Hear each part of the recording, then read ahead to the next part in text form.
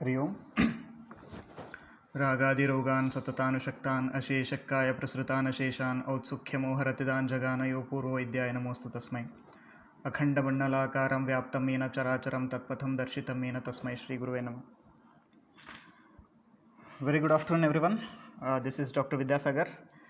I welcome you all to the Nirog Street online lecture of Kaya Chikitsa series. We are running at the end of the seasons. Today I am concentrating on the very important and very unique and usually what we get in day-to-day practice, that is the joint pathologies. Among them very important one is Vata Rakta. So today I will be exclusively speaking on Vata Rakta and its management.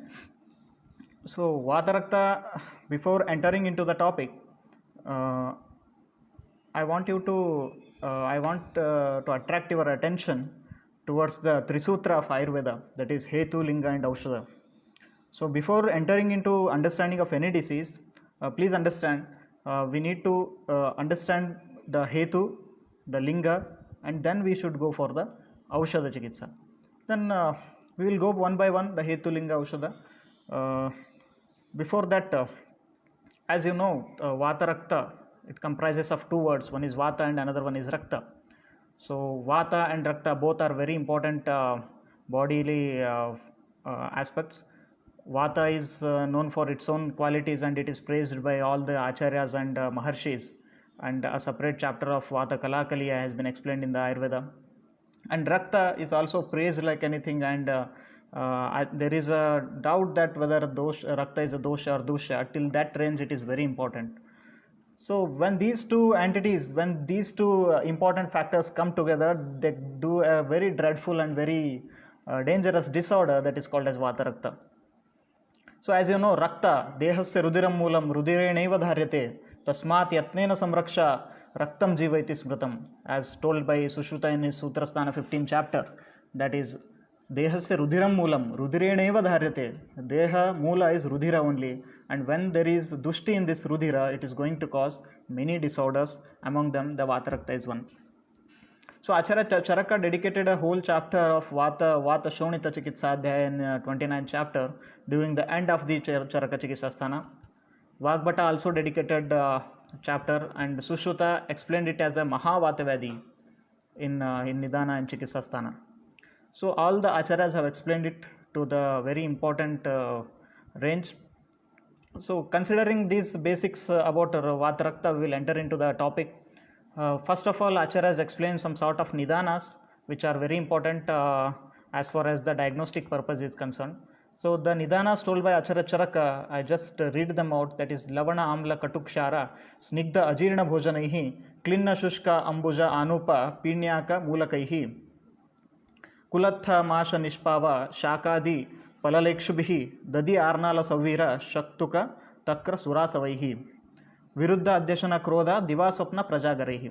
So when you look at these nidanas, you will understand that these hetu are Santarpana hetus. They are not Apatarpana hetus in that. Lavana, Amla, Katu, some are the Vata Prakopaka nidanas. Other than that, Klinna, Shushka, Ambuja, Anupa, all these things are Santarpana nidanas only. So Viruddhashana, Divasopna, Adhyashana, Ajirnashana. So all these things are Amapradoshaka, Santarpana Nidanas are explained in Nidanasthana. And also Acharya quotes very important line, that is Prayashaha Sukumaranam Achankramana Shilinam. That is Prayashaha Sukumara. Mainly this disease affects to the Sukumara Purusha. That is the one who is very soft. Sukumaranam. Mishtana Sukhabhojinam. That is Mishtana Sukhabhojan. That is Madhurahara Satmya. Sukha Bhojana, that is they are not going to do any exercises, they are like sedentary lifestyle, Adhya, one who is having so much money, and they are sedentary lifestyle lovers.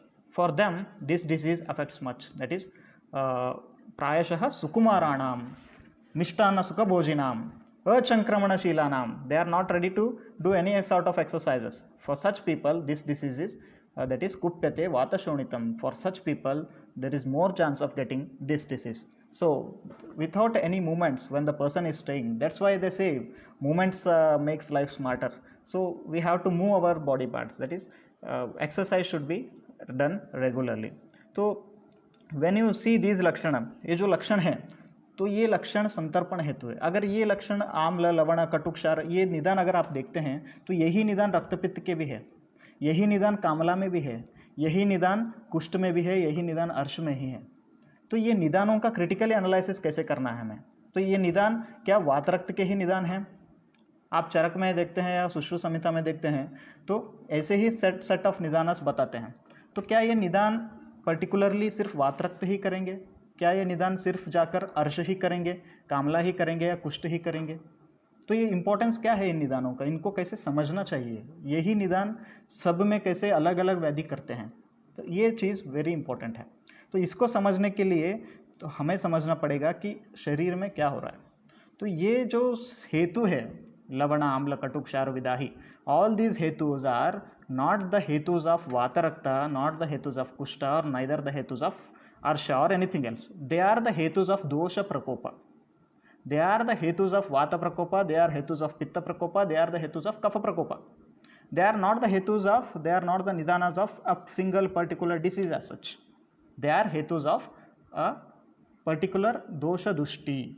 That dosha dushti is going to cause sthana samshaya in a certain place, and that is going to cause that particular disease. So this is we have to understand as far as Vatarakta or any disease is concerned. When you understand these doshas, they are not the doshas of, they are not the nidanas of that particular disease. They are dosha prakopaka nidanas. अगर शरीर में ऐसे कहीं संप्राप्ति घटता है, वो संप्राप्ति की वजह से स्थान संशय बना रहता है, जहाँ पर ख वैगुण्य है वहाँ पर जाके वही व्याधि उत्पन्न हो जाएगा, तो उसको अलग अलग नाम मिल जाएगा। यही निदान जाकर कहीं रक्तवा स्रोतस में दृष्टि करेंगे तो वो रक्तपित्त हो जाएगा। यही निदान रस धातु में जाकर यही निदानों के यही पित्त प्रकोप, यही रक्त प्रकोप अगर जाके रसवह स्रोतस में जाएगा तो वो पांडु करेगा। तो ऐसे इन निदानों को क्रिटिकली एनालाइज करके समझना चाहिए। तो ये सेट ऑफ निदानस देखिए, अगर ये निदान है तो ये वात रक्त ही करेगा, ऐसा नहीं। So just my dear doctors, I just want to you to understand these nidanas are dosha prakopaka निदानास। ठीक है, तो इनसे दोष प्रकोप होता है और वहाँ जाके स्थान संशय करके संधियों में स्थान संशय करेगा तो संधिवात करेगा, आमवात करेगा, तो ऐसे संप्राप्तियों का घटन होता है। तो ये तुल्य दोष दूष्य समूर्चन है, तो ये जाके व्याधि करेंगे। और एक important set of nidanas Acharya Charak कहते हैं, दे आर अभिघाता अशुद्ध्याच प्रदुष्टे शोणिते नृणाम। That is abhighata is also an peculiar and important factor in the dosha dushti इन वातरक्ता। सो अभिघाता, कोई पुराना ट्रॉमा है, कोई पुराना घाव है, तो उनसे बहुत दिन बाद जाके जॉइंट में पेन होने लगा, तो ये वात रक्त का ही निदान है। तो अभिघाताद, जो पुराने कोई old trauma, that is going to cause vata prakopa and rakta dushti, and along with that if the person is consuming vata dushtikara and rakta prakopaka nidana, तो ये सब जब एक साथ आते हैं तो वो एक व्यंजक हेतु के रूप में काम करेगा। तो वही उत्पादक हेतु नहीं रहते हुए भी व्यंजक हेतु के जैसे काम करके वो वात रक्त के उत्पत्ति करने में सहायक हो जाएगा। तो यहाँ पर दोष वात है, दूष्य रक्त है, अभिघात में दोष वात है, दूष्य अभिघात है, और अभिघातजन्य व्याधियों का उत्पन्न हो रहा है। तो यही सिमिलर संप्राप्ति आप देखते हैं सन्निपात अभिघातज ज्वर में। आप निकाले अष्टांग हृदय निदान स्थान सेकंड चैप्टर, इन दैट अभिघातज ज्वर has been explained, that is प्रायो रक्तम प्रदूषयन स व्यताशोफ वैवर्ण्यम सरुजम करुते ज्वरम। that is the nidana, that is the reference from अष्टांग हृदय निदान स्थान second chapter, अभिघातज ज्वर। that is first there will be in abhigata, any sort of abhigata, there will not be first dosha dushti, there will be rakta dushti, and after that there will be dosha dusha samurchana is going to take place.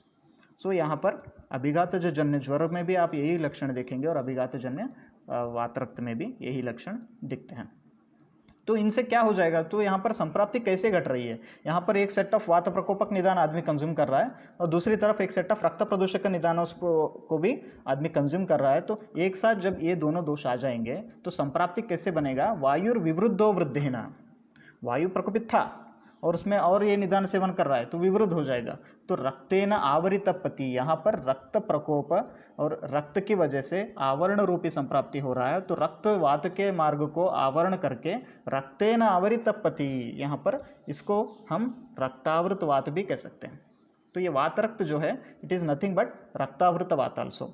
वायुर विवृद्धो वृद्धेन rakten avaritapati kritsnam sandushaye raktam tagneeyam vatashonitam. That is, when there is movement obstruction by rakta in the flow of vata, then it is caused, then raktavrita vata prakopa kritsnam sarvadehikam. Kritsnam is all over the body. Kritsnam sandushayat raktam. It is going to cause anyonya avarana, that is rakta also getting vitiated due to vata and vata is getting vitiated due to rakta. Then anyonya avarana is going to take place and it is going to cause vata rakta, vata shonitam. It is also called as khuda roga or vata balasaka roga. They are the synonyms again, the Acharya Charaka explains. So this is how the samprapti is taking place in vata rakta. So you need to understand there is rakta avarana, there is rakta prakopa, also there is vata prakopa. So these two things are going on simultaneously in the body. तो ये कहाँ पर होगा? क्या सिर्फ ये संधियों में होगा? क्या वात रक्त सिर्फ संधियों का डिसीज है? क्या ये सिर्फ जॉइंट पैथोलॉजी है? नहीं, वात रक्त सर्व शरीर में कहीं पर भी हो सकता है. तो यहाँ पर हमें सर्व शरीर में कहाँ पर भी रक्त के मार्ग को आवरण होने वाली संप्राप्ति को वात रक्त कहना है, ना कि सिर्फ संधियों में होने वाला दोष प्रकोप. और संधियों में ही ये पैथोलॉजी नहीं होता. अगर जॉइंट पेन है तो ही वात रक्त नहीं है.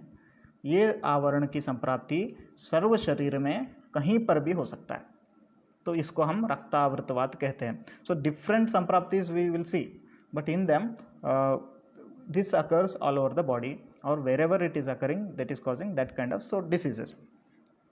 So I want you to understand the very simple thing that vata rakta is a pathological condition which can occur articularly or extra articular also. Articular in the joint, extra articular outside the joint, anywhere in the body. So this kind of samprapti is going to cause all over the body or anywhere in the body. So vata dosha being only circulatory factor in the body, and rakta dosha is also a circulatory factor in the body. So दोष में सिर्फ वात चलगुण का वात ही चल सकता है और दोषों में सिर्फ रक्त है.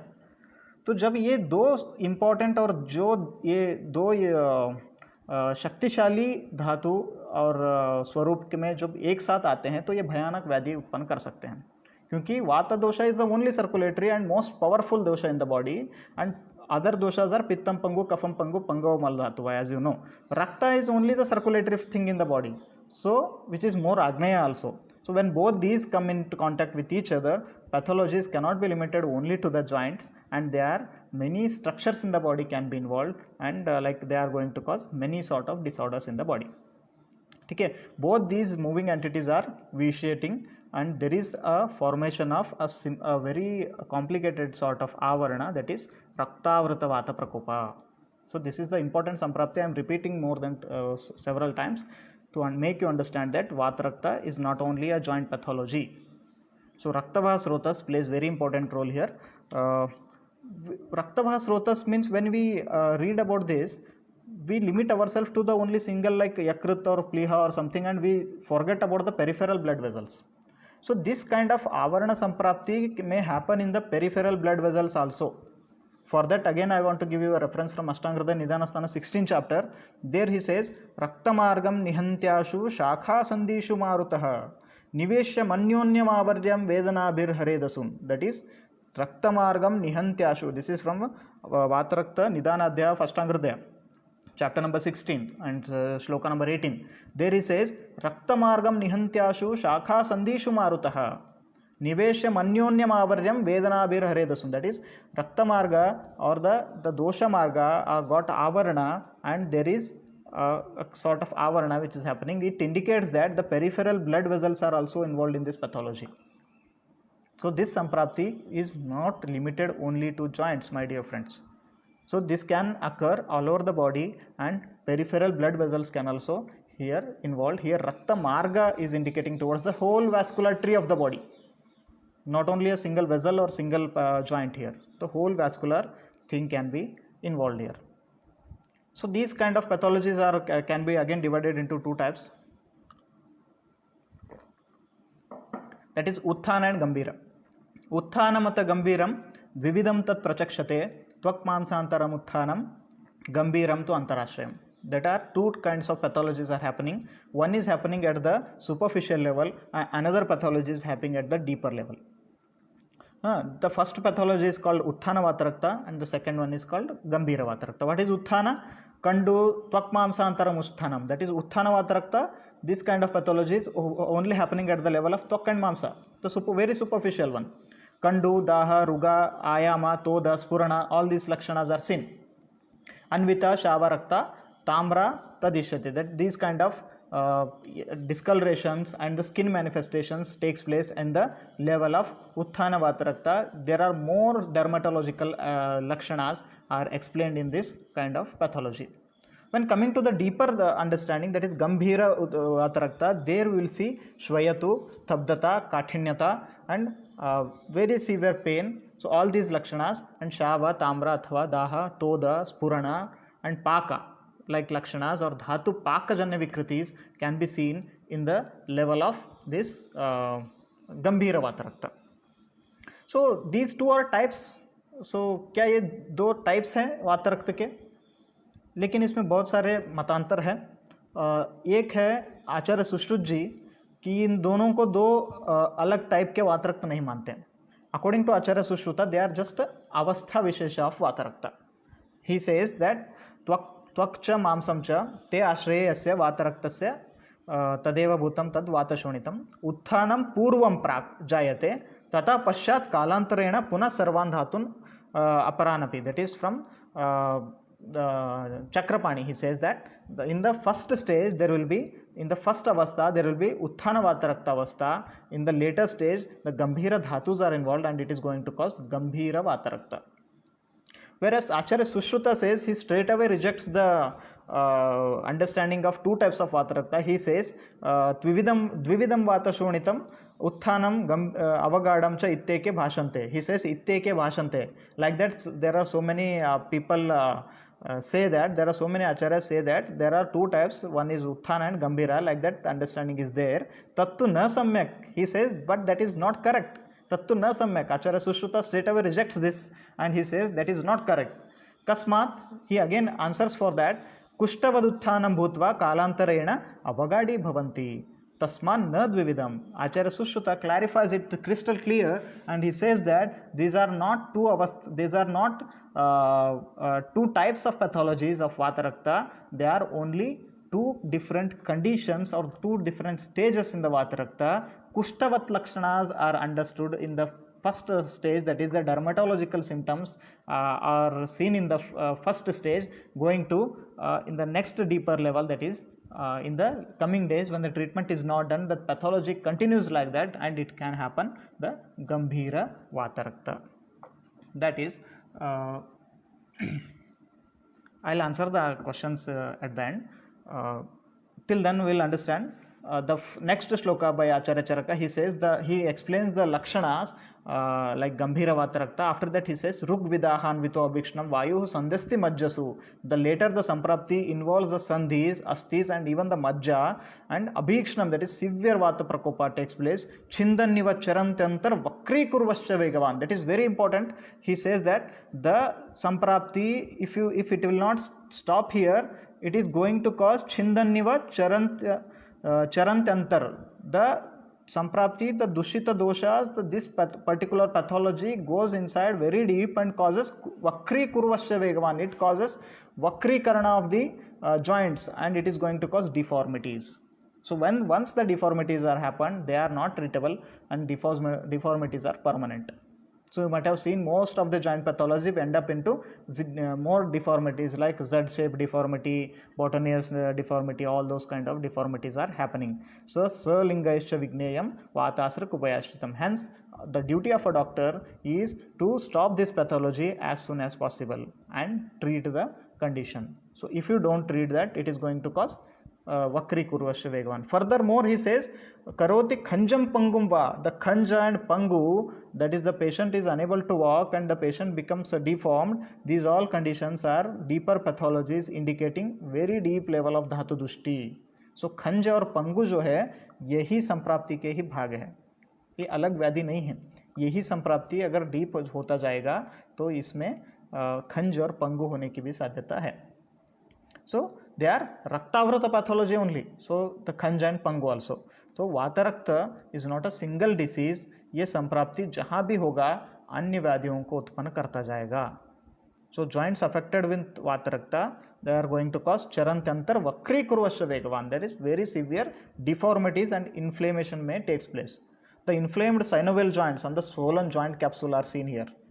How intelligently the Acharyas picturizes the scene. Please understand.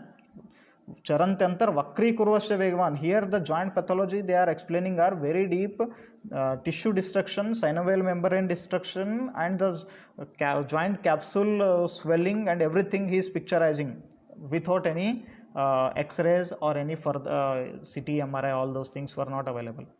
So here the Acharyas are explaining the very deep Samprapti. In initial phase, you understand coppery red erythromatous appearances may seen on the body surface, and also later there will be inflamed joint pathologies में takes place. ठीक है, तो इसके बाद हम जाएंगे पूर्व रूप क्या है. तो पूर्व रूप में आचार्य बताते हैं स्वेदो अत्यर्थम नवा, स्वेद बहुत आएगा या स्वेद ही नहीं रहेगा. स्पर्शाग्नत्वम, क्षति अतिरुक, बहुत दर्द होगा, जहाँ पर भी थोड़ा भी अगर घाव लगेगा तो दर्द बहुत होगा. स्पर्शाग्नत्वा अथवा थोड़ा टच सेंसेशन और परसेशन कम होता जाएगा. संधि शैथिल्य, सदना, पीड़ना, तो ये सब लक्षण हैं. इनके साथ साथ आचार्य कुष्ठ के जैसे पूर्व रूप यहाँ पर बताते हैं. तो because the doshas in the primary or the initial stage are limited to the skin level, hence there you will see the kushta like lakshanas in the puru rupavastha. Here the again the patient confuses and the doctor also confuses that whether it is a skin disorder or it is the deeper level of samprapti or dhatu level samprapti. So kandu daha everything. Okay.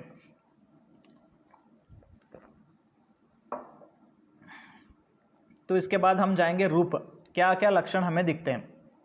पादयोर मूलमास्थाय कदाचित हस्तयोरपि. These kind of lakshanas or the joint involvements when starts, they start from the पादमूल और हस्तमूल. पादमूल में ही सबसे ज़्यादा शुरू होते हैं. When this disease can be compared with the gouty arthritis in the modern medicine, so there also you understood in the first and foremost origin of the disease takes place in the toe only, the first toe. That is पादयोर मूलमास्थाय कदाचित हस्तयोरपि आखुरिव विषम कृत्स्नम क्रुद्धम कृत्स्नम देहम विधावति. Just like आकु विष, just like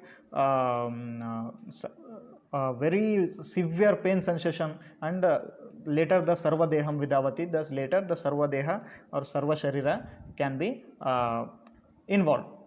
So why it is happening in the lower joints or the most dependable joints is because again due to the this gravity, that is बड़े बड़े संधियों में और नीचे के शरीर में ज़्यादा होगा कंपैरेटिवली ऊपर के शरीर में. तो ये ग्रेविटी का विचार हजारों साल पहले हमें न्यूटन से भी पहले हमारे आचार्यों को पता था. When you understand, when you see this gradual spread of other sandhis, they are not limited to only major joints, also the minor joints are also going to involve. Janu, jangha, उरु, कटी, hasta, pada, sandishu. See, the equal involvement of these joints has been explained in the rupa. That is janu, jangha, uru, kati, amsa, hasta, pada. All the sandhis are involved. Kandu, spurana, toda, bheda. These lakshanas are seen in the patient. So tattu purvam hastapadayor avasthanam krutva paschat deham vyapnoti is the understanding by again Sushruta. First there will be involvement of hasta and pada, then the sarva sharira it is going to cause. So why we get the lakshanas in sandhis more? Why we वातरक्ता, जब जैसे मैंने कहा कि सर्व शरीर की pathology है, कहीं पर भी आवरण होगा, कहीं पर भी लक्षण दिखेंगे कि वहाँ के व्याधि होगा, तो संधियों में ज़्यादा क्यों होगा? That is again because the आचार्यज explain that तस्य स्थानम करो पादो अंगुल्य सर्वसंधयः. इसके स्थान क्या क्या है? सर्वपाद, हस्त, पाद और अंगुली और सर्वसंधि है. कृत्वा आदौ हस्तपादे तु मूलम देहे विधावति सौक्ष्म्यात् सर्वसरत्वाच पवनस्य असृजस्तथा तद्द्रवत्वात् सरत्वाच्च देहं गच्छन् शिरायने पर्वा स्व अभिहितं क्षुद्धं वक्रत्वात् अवतिष्ठते. यहाँ पर जो संधि है वो वक्रता से पीड़ित है, तो वक्रता से युक्त होते हैं. तो यहाँ पर जो सूक्ष्म और स्रावी दोष होते हैं, तो ये वक्रता के जहाँ पर अवेलेबल रहेगा तो वहाँ पर स्थान संशय ज़्यादा होगा, तो यहाँ पर संधियों में पैथोलॉजी इन्वॉल्व होने की संभावना ज़्यादा रहता है. तो दोष भेद से अगर हम देखते हैं तो वात पित्त और कफ के हम अलग अलग लक्षण इसमें देख सकते हैं। वातज वात रक्त में अगर वात प्रधान वात रक्त है तो वहाँ पर हमें शिरायन उसमें तोद स्फुरण होगा, शोथ होगा, कार्शता होगा, रौक्षता होगा, और अंगग्रह होगा, स्तंभ होगा, शीत प्रद्वेष होगा और अनिल के आदि लक्षण दिखेंगे। और पित्त के हो गए तो ताम्र, शाव, वेदना, मूर्छा, स्वेद ये लक्षण ज़्यादा दिखते हैं। और कफ के है तो स्थैमित्य, गौरव, स्नेह आदि लक्षण ज़्यादा दिखते हैं। तो ये कैसे हमें डिफ्रेंशिएट करना चाहिए, तो दोषों के लक्षण के आधार पर ही हमें वात प्रधान है या पित्त प्रधान है या कफ प्रधान है ऐसी संप्राप्ति हमें देखनी है। और यहाँ पर अंशांश कल्पना भी अगर हम करते हैं तो वात में अभी यहाँ पर शीत गुण की ज़्यादा वृद्धि हुई है और कफ में यहाँ पर संधि स्थान होने की वजह से कफ का इन्वॉल्वमेंट हो गया है। और पित्त के तो ऑब्वियसली इसके दाह, राग आदि लक्षणों से यहाँ पर पित्त का भी इन्वॉल्वमेंट हम देख सकते हैं। तो यहाँ पर मध्यम रोग मार्ग का व्याधि है, फिर भी अग्नि का इंपॉर्टेंस बहुत हमें देखना पड़ेगा, क्योंकि अग्नि के बिना व्याधियाँ नहीं होती। तो अगर अग्नि ठीक है तो ऐसे निदानों की वजह से व्याधि की उत्पन्न होने में इतना जल्दी नहीं हो सकता था। इसलिए अग्नि का इंपॉर्टेंस बहुत इंपॉर्टेंट है। तो यहाँ पर अग्नि का मतलब सिर्फ जठराग्नि ही नहीं, यहाँ पर अग्नि बोले तो धात्वाग्नि का भी रोल है, अस्थि धात्वाग्नि का भी रोल यहाँ पर हमें देखना पड़ेगा। तो यहाँ पर हमने अभी देखा रक्त मार्गम निहंत्याशु, तो शाखा संधि बोले तो शाखा में रक्तादि सभी आ गए। दोष में वात और पित्त आया, दोष में रक्त है हेतु, और स्थान संशय जहाँ पर होगा वहाँ पर ये व्याधि उत्पन्न हो जाएगा। तो चिकित्सा क्या है, अगर हम चिकित्सा में देखते हैं तो सबसे पहले आचार्य सबसे इम्पोर्टेंट किसी को दिए है तो रक्त मोक्षण को दिए हैं। तो रक्त मोक्षण जो है वो सबसे पहले हमें करना है। आचार्य कहते हैं तत्र मुंचेत असृक श्रृंग जलोका सूचि अलाभुभिः प्रच्छन्नैर्वा सिराभिर्वा यथा दोषम यथाबलम। पहले तत्र मुंचेत असृक, पहले हमें बिना सोचे समझे अगर वात रक्त का कंडीशन है तो सबसे पहले अगर कुछ करना है तो सिरा मोक्षण है या संधि मोक्षण, रक्त मोक्षण है। तो पहले हमें रक्त मोक्षण करना है। उसमें आप कुछ भी इस्तेमाल कर सकते हैं। अगर स्थानिक दोष है तो वहाँ पर श्रृंग और जलोका से भी काम चल जाएगा। अगर बहुत डीपर दोष है तो वहाँ पर आपको सिरावेद करने की जरूरत होगा। तो सिरावेद जो है वो आचार्य सुश्रुत के हिसाब से भी जब शरीर का अर्ध चिकित्सा बोले हैं तो यहाँ पर वो बहुत खरा उतरता है। सिरावेद और रक्त मोक्षण का बहुत इंपॉर्टेंट है। रुग, दाह, तोद, शूल ऐसे लक्षण अगर ज़्यादा है तो दाह आदि लक्षण, पित्त के लक्षण अगर ज़्यादा है तो यहाँ पर हमें जलोका से रक्त मोक्षण करना पड़ेगा। अगर श्रृंग जैसे सुप्ति है, चिमचिमायन है, कफ के लक्षण अगर ज़्यादा दिख रहे हैं तो यहाँ पर श्रृंग से, अलाभु से यहाँ पर रक्त मोक्षण करने की ज़रूरत है। अगर ये दोष सर्व शरीर में है, आज यहाँ इस जॉइंट में पेन है, कल यहाँ पे पेन है, कोई और परसों कहीं और दूसरे जॉइंट में पेन है, देशात देशात व्रजेत श्राव्यम, अगर यहाँ पर देश देश से ये जॉइंट में मूवमेंट जैसा पेन हो रहा है और शिफ्टिंग आर्थराइटिस जिसको कहते हैं, अगर ऐसे लक्षण हैं तो हमें यहाँ पर सिरा का ही वेदन करना पड़ेगा। ठीक है। तो इसके बाद कहाँ पर नहीं करना है, जहाँ पर वात के उत्तर कंडीशन है, जो सीवियर धातुक्षय की कंडीशन है, श्वेयतु है, दैट इज होल बॉडी में स्वेलिंग है, स्तंभ है, कंप है, तो ग्लानि है, ऐसे लक्षण अगर पेशेंट में दिख रहे हैं तो यहाँ पर रक्त मोक्षण नहीं करना चाहिए। यहाँ पे तो आपको शमन से ही काम करना पड़ेगा या कोई और शोधन की इस्तेमाल हम कर सकते हैं। ठीक है। तो अगर ऐसे कंडीशन में अगर हमें बिना सोचे समझे अगर हम रक्त मोक्षण करते हैं तो वहाँ पर खंजा आदि व्याधि उत्पन्न होने के लक्षण रहते हैं और मृत्यु का भी चांसेस यहाँ पर आचार्यों ने बताया है। मृत्युंच अति अवसेचनात्, अगर ज़्यादा रक्त मोक्षण भी होता है तो मृत्यु होने की भी भय रहता है। तो इसके बाद हम जाएंगे विरेचन, जो वेरी इंपॉर्टेंट चिकित्सा है वात रक्त की, वो है विरेचन। आचार्य चरक इन 29 चैप्टर ऑफ चरक संहिता वात रक्त चिकित्सा ही एक्सप्लेन्स विरेचः स्नेहयित्वा आदौ स्नेहैर्विरेचयेत्। पहले हमें स्नेह युक्त विरेचन देना है, स्नेह युक्त विरेचन, यहाँ पर स्नेह विरेचन देना है। रूक्षैर्वा मृदभिः, अगर रूक्ष स्वेद के अधिकारी पेशेंट, रूक्ष विरेचन के अधिकारी है पेशेंट तो रूक्ष विरेचन भी हमें दे सकते हैं। हाँ, उसके बाद कैसे, पहले पेशेंट को अब हमें डिवाइड करना पड़ेगा, ये पेशेंट स्नेह विरेचन का है या रूक्ष विरेचन का है। तो स्नेह विरेचन में हम निम्बामृतादि एरंड तैल है, गंधर्वस्तादि एरंड तैल है, एरंड तैल से विरेचन दे सकते हैं। और रूक्ष विरेचन के है चाहिए तो अभिपत्ति चूर्ण है, त्रिवृत तवले है, ये सब दे के हमें कर सकते हैं। तो चक्रपाणी जी यहाँ पर टीका करते हैं विरेचन का, विरेचन विधाने स्नेहयुक्त रूक्षर्वा इति विकल्प। यहाँ पर दो विकल्प है, स्नेहयुक्त विरेचन भी कर सकते हैं आप, रूक्ष विरेचन भी कर सकते हैं। ठीक है, यहाँ पर वातक्षोभ भयात अत्र तीक्ष्ण विरेचनम निषेधयति, that is very important chikitsa aspect what Acharya Charaka is telling, Acharya Chakrapani is commenting, that is यहाँ पर तीक्ष्ण विरेचन की बात यहाँ क्यों नहीं कर रहे हैं, क्योंकि यहाँ पर फिर वात प्रकोप होने का भय रहता है, इसलिए हमें स्नेह विरेचन और मृदु विरेचन का ही प्रयोग वात रक्त के चिकित्सा में करना चाहिए। तो उसके लिए बहुत सारे कल्प आचार्यों ने बताया है। एक है धारोष्णम मूत्रयुक्तम व क्षीरम दोषानुलोमनम, that is from Ashtanga Hridaya चिकित्सा स्थाना 22nd चैप्टर ऑफ वातरक्त चिकित्सा ओनली। ही सेज धारोष्ण दुग्ध अलॉन्ग विथ धारोष्ण मूत्र अभी freshly collected mutra along with kshira you can give to the patient so that the doshanulomana takes place. Other than that क्षीर एरंड तैल का प्रयोग भी आचार्य अष्टांग हृदय में बताते हैं। तो बहुदोष अवस्था में एरंड स्नेह से भी विरेचन कर सकते हैं। उसके बाद त्रिवृत कषाय और द्राक्षा कषाय से भी हम त्रिवृत का इस्तेमाल करके भी यहाँ पर विरेचन कर सकते हैं। तो ये विरेचन की कारमुक्ता हो गया। तो वातरक्त चिकित्सा में विरेचन का रोल बहुत इंपॉर्टेंट होता है। यहाँ पर हमें विरेचन से पहले अगर स्नेहन अगर आप करना चाहते हैं तो सबसे पहले अग्नि का इम्पोर्टेंस देखना है।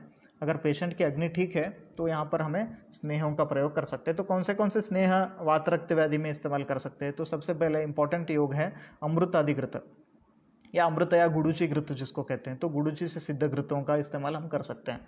उसके बाद पौरुषक घृत है, आचार्य चरक चिकित्सा स्थान में बोले हैं, और बलाघृत है, शतावरी घृत है, सुकुमार घृत का भी वर्णन है, और पंचतिक्त गुग्गुलु घृत। This is very important because panchatikta guggulu ghrita जो है वो संधि अस्थि मज्जा तक के डीपर सीटेड दोषों को निकालने के लिए ये पंचतिक्त गुग्गुलु का इस्तेमाल होता है। तो ऐसे स्नेह का इस्तेमाल हम कर सकते हैं। तो इसमें भी अवस्था के अनुसार वातज है या पित्तज है या कफज है, इनको देख के विरेचन, वमन या बस्ती, इनका सिलेक्शन हमें युक्ति के आधार पर ही करना होता है। ठीक है, इसके बाद हम जाएंगे बस्ती पर। तो रक्तमोक्षण के बारे में हमने देखा, विरेचन के बारे में हमने देखा, तो अब जाएंगे बस्ती। तो बस्ती जो है वो very peculiar and very important चिकित्सा इन वातरक्त। आचार्य से नहीं बस्ती समम किंचित वातरक्त चिकित्सितम, बस्ती के समान कोई चिकित्सा हो ही नहीं सकती वातरक्त की। तो ऐसे बस्ती कैसे करेंगे, निर्हरेत्वा मलम तस्य सघृत क्षीर बस्ती भी। यहाँ पर आपको तीक्ष्ण उष्ण या वैतरण बस्ती या क्षार बस्ती, ऐसे बस्तियों का इस्तेमाल नहीं करना है। यहाँ पर मल निर्हरण के लिए क्षीरयुक्त सघृत क्षीरयुक्त बस्तियों का प्रयोग हमें करना है। सघृत क्षीर बस्ती भी, इनसे मल निर्हरण करना है। नहीं बस्ती समम किंचित वातरक्त चिकित्सितम, बस्ती के जैसा कोई वातरक्त का चिकित्सा है ही नहीं। तो ऐसे आचार्य चरक कहते हैं। ठीक है, इसके बाद इसका रोल क्या है, कैसे ये बस्ती एक्ट करता है। बस्ती वंशना पार्श्वोरु अस्थि जठरार्तिषु उदावर्ते च शश्यन्ते निरोहा अनुवासना। अगर ये वातरक्त का रोगी इसके साथ साथ बस्ती में, वंशण में, पार्श्व में, सब जगह में अगर अपान के स्थान पर ये सब दोष लक्षण दिख रहे हैं, तो उदावर्त के जैसे लक्षण हो रहे हैं, अनुलोमन नहीं हो रहा है दोषों का, तो यहाँ पर बस्ती बहुत इंपॉर्टेंट चिकित्सा हो सकता है। तो बस्तियों के इस्तेमाल के बारे में देखते हैं आगे, कैसे कैसे बस्तियों का इस्तेमाल करते हैं। तो क्षीर बस्ती, सघृत क्षीर बस्ती, अगर आप बस्ती देना चाहते हैं तो दशमूल कषाय ले सकते हैं। सिंपल एक विधान कहता हूँ जो मैं इस्तेमाल करता हूँ, तो सिर्फ दशमूल का कषाय लेना है। तो उसमें क्षीर बस्ती जो सिंपल नॉर्मल जैसे दशमूल निरो बस्ती बनाते हैं, तो यहाँ पर आवाप द्रव्य के रूप में आप दूध का इस्तेमाल करके बस्ती दे सकते हैं। तो बस्ती क्यों बाद में बताया है, पहले या क्यों रक्तमोक्षण बताया, क्योंकि ये वातरक्त में है। पहले रक्त मार्ग को निकालना है, रक्त मार्ग के आवरण को निकालना है, तो वात अपने आप बहेगा। फिर भी जो प्रकोपित वात है उसकी शांति के लिए बस्ती बाद में इस्तेमाल करना है, ऐसे बोला है। तो सबसे इम्पोर्टेंट है एक रक्तमोक्षण, उसके बाद जो है बस्ती का इम्पोर्टेंट देखना है हमें। तो इसके बाद पेशेंट हमारे पास आते हैं तो बहुत ही सीवियर पेन के साथ आएंगे, सर्व शरीर में पेन होगा, बॉडी एक होगा। तो ऐसे पेशेंट से कैसे निपटेंगे, तो कैसे हम क्या क्या इस्तेमाल यहाँ पर करना है। तो इमीडिएट पेन रिलीफ के लिए आचार्य चरक एक बहुत ही इंपॉर्टेंट योग कहते हैं, जो इमीडिएटली पेन रिलीफ होगा इससे और पेशेंट को आराम मिलेगा, तो वो है दशमूल श्रुत क्षीर। दशमूल क्षीर का जो हम कषाय बनाएंगे, क्षीर कषाय बनाएंगे, उसमें घृत के साथ बनाएंगे, तो उसके साथ अगर हम परिषेक करते हैं सर्व शरीर पर, तो Acharya Charak in 29th chapter and 124th shloka he says दशमूल श्रितम क्षीरम सद्य शूल निवारणम, ये सद्य शूल निवारण करेगा। और प्रैक्टिकली भी हमने करके देखा है, तो यहाँ पर पेन बहुत जल्दी रिलीफ होता है दशमूल क्षीर कषाय का परिषेक सर्व शरीर पर करने से। तो अगर दशमूल क्षीर कषाय की जगह पर थोड़ा आम लक्षण भी है और कफ के लक्षण भी दिख रहे हैं, तो आप कांजी से भी सर्व शरीर पर परिषेक कर सकते हैं। तो कांजी लेना है 1-2 लीटर, उसमें एक 5-6 लीटर आप गर्म पानी मिला लेंगे, वो डाइल्यूट हो जाएगा, तो गरम गरम उससे सर्व शरीर पर कांजी से हम धारा करेंगे, तो सद्य शूल निवारण है। तो इसके जगह पर आप ये होने के बाद आप पत्रपिंड स्वेद पर भी जा सकते हैं। वहाँ पर आप बहुत सारे द्रव्यों का कल्क बना के, तो उससे भी आप स्वेदन दे सकते हैं। तो ये सभी पेन रिलीफ का मेजर्स है। तो immediately just after the raktamokshana the pain will subside, that is for sure. तो उसके बाद भी जो पेन अगर बचता है पेशेंट में, तो ये सभी आप इस्तेमाल कर सकते हैं। तो इसके अलावा बहुत सारे लेप कल्पना हैं बताए हैं। तो लेप कल्पना इन सब के बाद ही क्यों बताएं, तो वेरी इंपॉर्टेंट है कि आप ये सब चिकित्सा होने के बाद लेपों का इस्तेमाल करें। तो पहले ही आप लेप लगाएंगे, पेशेंट आया तो लेप लगाएंगे, अभ्यंग करेंगे, तो नहीं होगा। तो पहले ये सब प्रोटोकॉल फॉलो होने के बाद ही वात रक्त में लेपों का इस्तेमाल कर सकते हैं। इसके अलावा आप लेप लगाते बैठेंगे तो पेशेंट को रिलीफ नहीं मिलेगा। तो लेप कौन से लगा सकते हैं, तो एक है नागरादि लेप, दूसरा है जटामयादि लेप, और तीसरा है गृहधूमादि लेप। ये 3 इंपॉर्टेंट लेप कल्पना से मार्केट में अवेलेबल जो है वही बता रहा हूँ। नागरादि लेप चूर्ण अगर वात डोमिनेंट है वहाँ पर आप इस्तेमाल करेंगे। जटामयादि लेप चूर्ण जहाँ पर पित्त की इन्वॉल्वमेंट ज़्यादा है तो वहाँ पर इस्तेमाल करेंगे। और गृहधूमादि लेप चूर्ण जहाँ पर वात और कफ दोनों का इन्वॉल्वमेंट है तो वहाँ पर आप इस्तेमाल कर सकते हैं। तो 3 इंपॉर्टेंट लेप कल्पना से I will repeat. First one is Nagaradi, Jatamayadi and grahadhumadi. Nagaradi for vata, jatamayadi for pitta, and grahadhumadi lepa for vata and kapha conditions. The lepa kalpanas are available. You can use these according to the condition of the patient.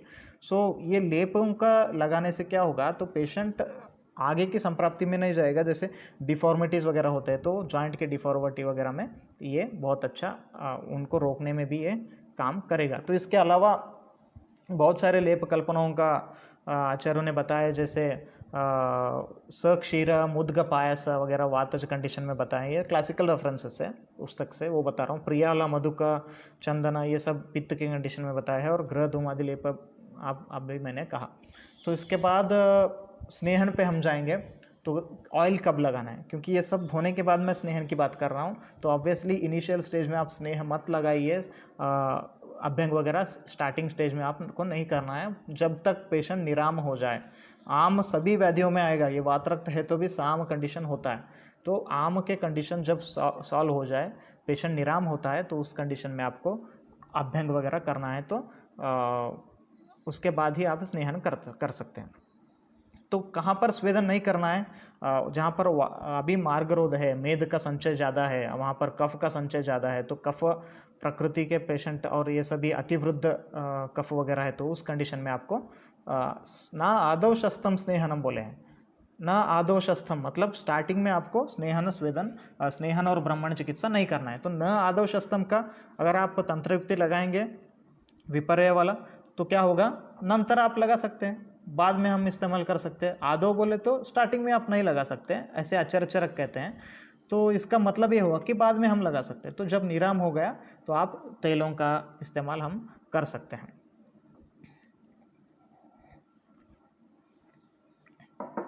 तो इसके बाद हम जाएंगे ये complications जो बताए हैं। तो कॉम्प्लिकेशंस की अगर हम बात करते हैं, तो ये उत्थान वात रक्त के कंडीशन में बहुत सारे कॉम्प्लिकेशंस होते हैं। जैसे आप आचार्य कहते हैं श्लोका में 161 श्लोका, इफ यू सी रक्त पित्तातिवृद्ध्या तो पाकम आशु नियच्छति भिन्नम स्रवति वा रक्तम विदग्धम पूयमेव वा। तो यहाँ पर जो तीक्ष्णता होगी संप्राप्ति की, इसकी वजह से रक्त और पित्त दोनों दुष्ट है, तो बहुत जल्दी पाक हो जाएगा और बहुत जल्दी कॉम्प्लिकेशंस के रूप में स्किन मैनिफेस्टेशंस हो, जॉइंट मैनिफेस्टेशंस हो, वहाँ पर भी बहुत सारे स्राव युक्त बहुत सारे ऐसे वुंड्स वगैरह होने की संभावना ज़्यादा रहते हैं, तो ये कॉम्प्लिकेशंस के रूप में रहते हैं। तो इनकी भी हमें इग्नोरेंस से हमें चिकित्सा को छोड़ नहीं देना है। तो तयोक्रिया विधातव्या भेद शोधनारोपण ही, वहाँ पर आप वुंड मैनेजमेंट के लिए हम जा सकते हैं। तो बहुत सारे प्रैक्टिकली अभी हम अगर देखते हैं तो क्लिनिकल कंडीशंस आते हैं, जैसे वेनस लेग अल्सर्स है, जो नॉन हीलिंग अल्सर्स रहते हैं, बहुत दिन तक वेनस लेग अल्सर रहते हैं। तो ये क्या है, यहाँ पर भी वात रक्त की संप्राप्ति है, रक्त मार्ग के वात का मार्ग आवृत है, तो यहाँ पर रक्त का फ्लो नहीं हो रहा है अच्छे से, तो वुंड हील नहीं हो रहा है। तो ये ऐसे भी आप वात रक्त को समझ सकते हैं। तो उत्थान वात रक्त का जो आचार्य कहते हैं, इसीलिए मैंने पहले स्टार्टिंग में ये कहा कि वात रक्त सिर्फ जॉइंट पैथोलॉजी नहीं है। तो ये नॉन हीलिंग अल्सर जो होते हैं, जो लेग अल्सर से, वेनस अल्सर से, this can also come under the heading of उत्थान वात रक्त और वात रक्त और गंभीर वात रक्त also.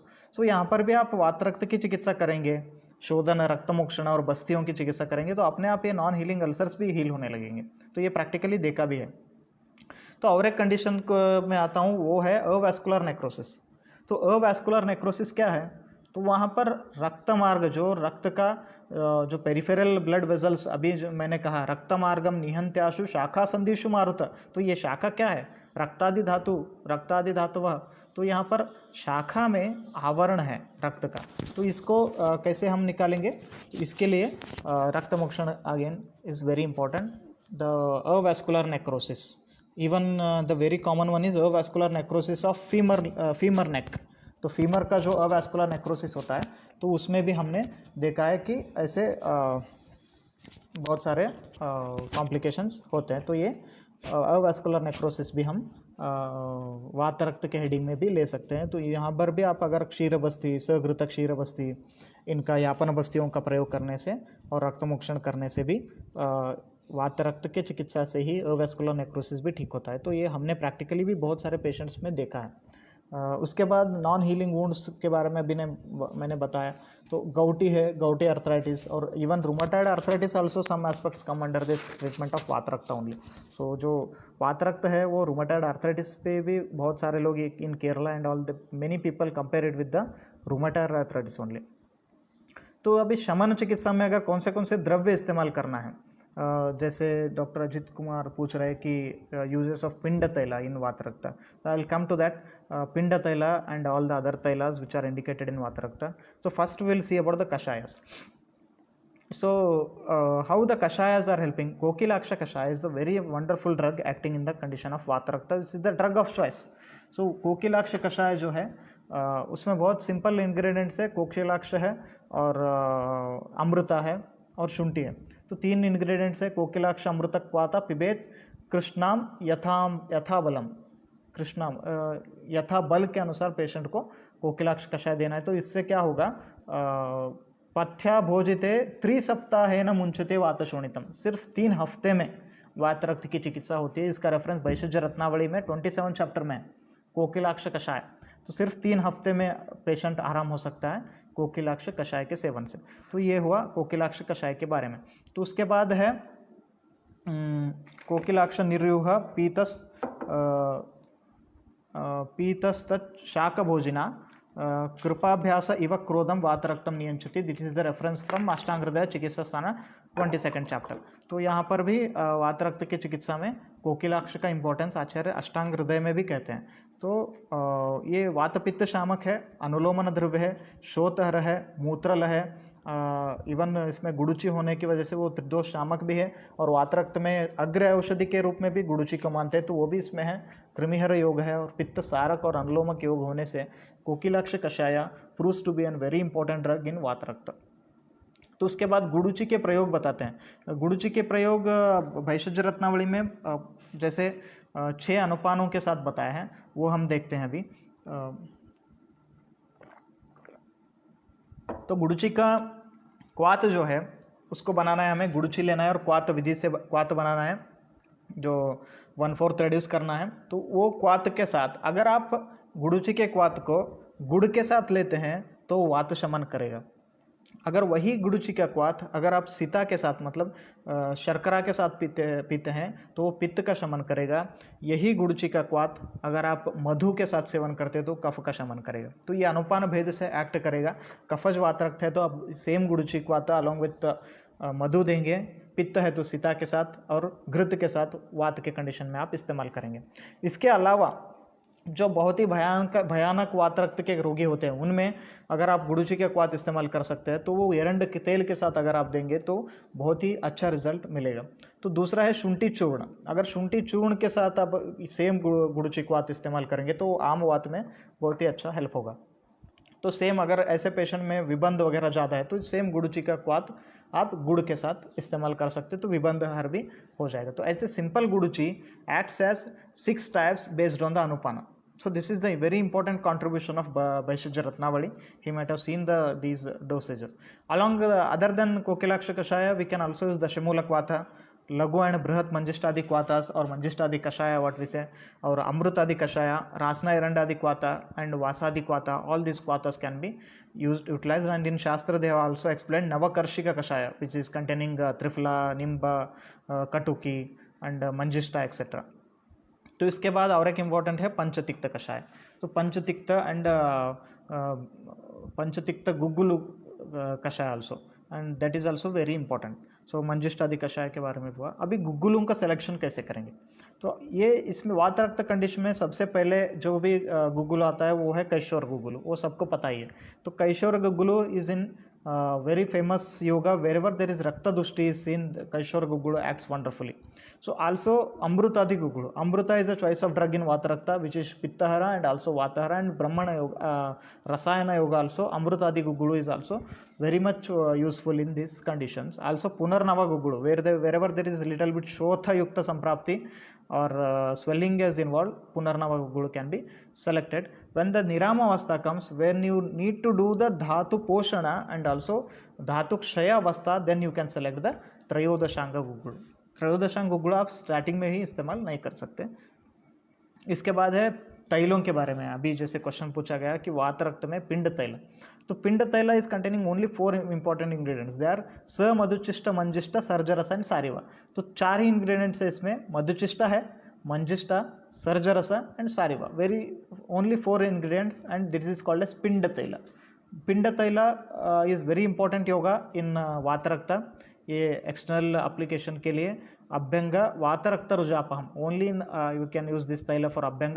This is very effective in case of vatarakta and it is going to cure the pain in case of vatarakta. तो ये बहुत ही शीत तैल होता है, तो ये आप शीत ऋतुओं में उतना इस्तेमाल नहीं कर सकते। अगर अवस्था है तो आप इस्तेमाल कर सकते हैं।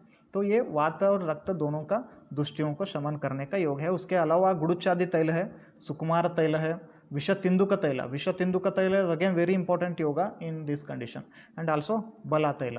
तो इसके बाद अभी हमने देखा कि मेरे गुरुजी है doctor Prashant S, the principal of Hubli Ayurveda Mahavidyalaya. He is also carrying out a research in this Vatarakta. He selected some just एक मिनट में उस रिसर्च के बारे में भी बोलना चाहता हूँ। तो यहाँ पर हमारे सर जो इस्तेमाल कर रहे थे तो विरेचन और बस्ती के 2 ग्रुप्स थे। तो विरेचन के लिए पंचतिक्त गुड़घृत के साथ स्नेहपान करते थे हम। उसके बाद निम्बामृत आदि एरंड तेल से विरेचन देते थे। और बस्ती के ग्रुप में हम दशमूल कषाय का बस्ती का इस्तेमाल कर सकते थे, और उसमें स्नेह के रूप में दिस पंचतिक्त गुड़घृत एंड आल्सो बला गुड़ुचादि तैल यमक स्नेह बना के हमने बस्ती में इस्तेमाल किया था। तो इसके से भी बहुत अच्छा रिजल्ट हमने देखा था, जो प्रायः बस्ती वाला ग्रुप में बहुत अच्छा रिजल्ट था। और शमन के लिए हम दोनों ग्रुप में अमृता गुड़ के साथ कोकिलाक्ष कषाय देते थे। तो इनसे ऐसे एक स्टडी भी हुआ था, तो इसमें भी ये सभी द्रव्य बहुत कारीगर पाए गए हैं। Again I want to say that these researchers are जो भी रिसर्च है वो आयुर्वेद में इसलिए उतना इम्पोर्टेंट नहीं हो सकते क्योंकि हर एक रोगी अलग है, तो सभी में एक प्रोटोकॉल इस्तेमाल करना भी थोड़ा डिफ़िकल्ट है।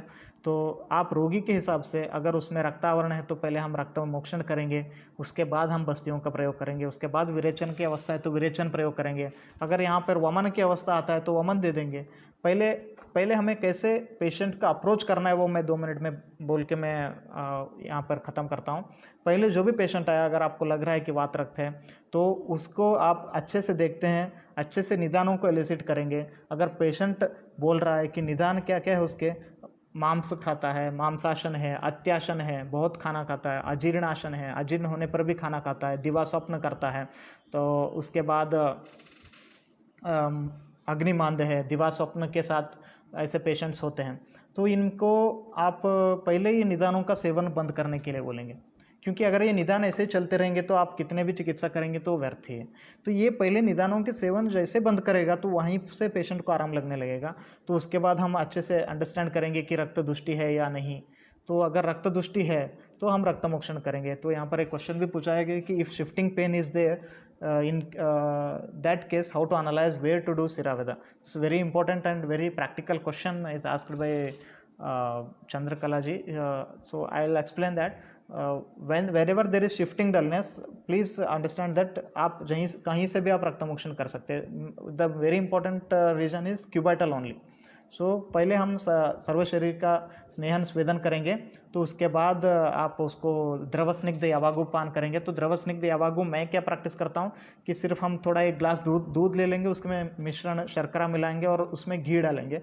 तो घी को मिला के वो पिलाएंगे और आधा घंटा पहले पिला देंगे, एक 40 मिनट्स का, एक मुहूर्त बोला है तो हम एक 30 मिनट्स पहले पिलाएंगे। उसके बाद हम अभ्यंग स्वेदन वगैरह कर देंगे तो 30-40 मिनट्स हो जाएगा। तो उसके बाद मैं क्या करता हूँ, अगर लोअर बॉडी में ज़्यादा है तो आप लॉन्ग सेफेनस वेन में कर सकते हैं, अगर नहीं तो आप even the cubital region also, because siravedha is सर्व शरीर शोधिनी, तो wherever you can do it is okay. So first thing is we have to remove the avarana. तो आप क्यूबाइटल भी कर सकते हैं, लॉन्ग सेफेनस वेन में भी कर सकते हैं। तो ये यूजुअली मैं जो करता हूँ तो वो क्यूबाइटल ही करते हैं। तो ये शोधन हो जाएगा। तो उसके बाद आप रक्त दुष्टि का कर दे। तो अगर आपको कंडीशन लग रहा है कि इसमें थोड़ा अभी विबंध वगैरह है, अग्निमंद हो रहा है, तो कोष्ठगत दोष है, तो एक विरेचन दे देंगे, सद्य विरेचन, विदाउट स्नेहपान भी दे सकते हैं और थोड़ा अल्प स्नेहपान के बाद भी हम दे सकते हैं। अगर विरेचन की ही अवस्था है, ज़्यादा पित्त की अवस्था है, तो आप अच्छे से स्नेहपान कराएंगे। गुड़चादि घृत है, जो भी सुकुमार घृत है, ऐसे घृतों का सिलेक्शन करके आप विरेचन दे देंगे। उसके बाद चाहे अगर पेशेंट के लक्षण कम हुए तो शमन में ठीक होता है तो ठीक है। उसके बाद फिर भी अगर दोष बचते हैं, फिर भी डीप लेवल की संप्राप्ति है, तो आप बस्ती के लिए जा सकते हैं। Definitely basti plays very important role in these kinds of conditions. यहाँ पर भी फिर भी 15 दिन तक तो मिनिमम बस्ती देना है। आप सिर्फ 4 दिन 5 दिन तक बस्ती देंगे तो कुछ होने वाला नहीं है। सिंपल द्रव्य जैसे दशमूल अवेलेबल है, या दशमूल नहीं तो एरंडमूल आदि वात चूर्ण भी अवेलेबल होगा। तो जो भी अवेलेबल है उसके हम बस्ती, वातहर बस्ती, उसके साथ थोड़ा ब्राह्मण क्षीर कषाय योग, इनके साथ तो ऐसे हम इस्तेमाल कर सकते हैं। ठीक है। उसके बाद सद्योमन और सद्यो विरेचन का क्या रोल है। तो बहुत सारे मेरे सीनियर्स वगैरह जो प्रैक्टिस करते हैं, तो एक पेशेंट आया तो सद्योमन और सद्यो विरेचन के बाद जो रक्तमोक्षण वगैरह, बस्ती वगैरह चिकित्सा करते हैं, तो ये एक कोष्ठ शोधन रूपी चिकित्सा है। कोष्ठ शोधन हो जाएगा और विरेचन से भी कोष्ठ शोधन हो जाएगा, तो अग्नि वृद्धि हो जाएगी। आप आम पाचन करते बैठने की टेंशन नहीं रहता। तो आप पहले एक कोष्ठ शोधनार्थ सद्योमन दे देंगे और दूसरे दिन सद्य विरेचन दे देंगे, तो अग्नि इंप्रूव हो जाएगा। तो उसके साथ ही पेशेंट रेडी हो जाएगा। तो बस्ती भी एब्जॉर्प्शन अच्छा होता है। और इवन नस्य के कंडीशन में बोला है कि पहले विरेचन से कोष्ठ शुद्धि होने के बाद ही हमें नस्य के लिए जाना है। तो ऐसे कंडीशन में हमें ये कोष्ठ शोधन के बाद बस्ती वगैरह चिकित्सा करेंगे। और शमन में जैसे मैंने कहा कि कोकिलाक्ष कषाय है, अमृतादि गुगुड़ू है, बहुत सारे योग है। आजकल बहुत सारे योग ऐसे मिश्रक स्नेह है, वो भी बहुत ही इंपॉर्टेंट योग है। तो ऐसे द्रव्यों का इस्तेमाल से, again dravya is not important, the tattva with which you are treating is important. Simple guduchi, as I explained in previously, simple guduchi can act wonderfully even when you combine with the proper anupana and give. So guduchi is the best drug. Even it is the agra aushadhi in these kinds of vata rakta and also in rasayana yoga also. So with this I think I have answered all the questions. अगर कोई और question है कि एक Ajit Kumar Rao, he is asking उत्थाना वातरक्ता will lead to some skin problems. Can you please explain what are all the skin diseases of skin में form in उत्थान वातरक्त.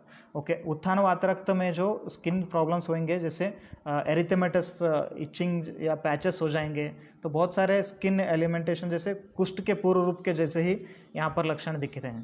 तो आपके स्किन मैनिफेस्टेशंस जो भी जैसे पैचेस हो जाएंगे, इचिंग होगा और रक्त दुष्टि जैसे लक्षण दिखेंगे. यहाँ पर जो erythematous, even in if you go to the modern rheumatology also, there also the skin manifestations has been explain in rheumatology. जैसे इसी के लिए हम ASLO टाइटर है, CRP है, इनके टेस्ट करके ये ऑटो इम्यूनिटी का भी हम जो रूल आउट कर लेते हैं. तो ऐसे कंडीशन में इन्वेस्टिगेशंस के बारे में हमने बात नहीं किया, तो ये आप इन्वेस्टिगेशंस में पहले इमेज जो इन्वेस्टिगेशंस होते हैं जैसे एक्सरे है, CT स्कैन है, हमारे इनका भी इस्तेमाल कर सकते हैं. और इन ब्लड इन्वेस्टिगेशंस में जो यूरिक एसिड लेवल्स है, they are very important as far as this vatarakta is concern. And even some of the these RA factor, ASLO titer, all these things are needed to rule out the autoimmune pathology like SLEs and all.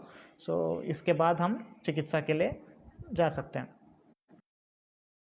All the questions, is there any? ठीक है. So here with the blessings of my gurus, Vaidyanand Dharmadhikari sir and Vaidya Abhijeet Saraf sir and also my doctor Prashant S sir, तो इन सभी गुरुजनों के चरणों में मैं वंदन करके मैं अपना वाणी को यहाँ पर विराम देता हूँ. Hopefully will and this session here only. I think in the next class we'll meet with again some interesting diseases. Till then, thank you so much.